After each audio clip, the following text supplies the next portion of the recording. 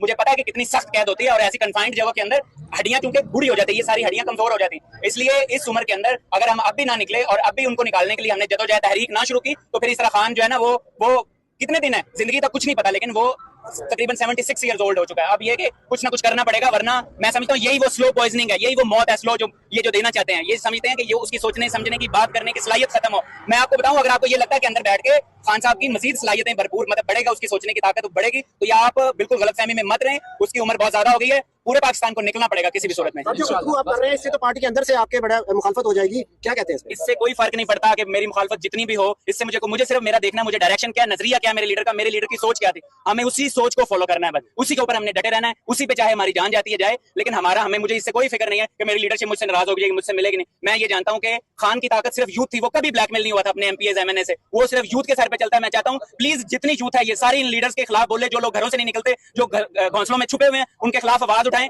जितनी काली भेड़े, अगर आपने आवाज ना उठाई तो ये लोग फिर हमारी तहरीक को सारी तबाह बर्बाद करेंगे। आपको आवाज उठानी ही होगी।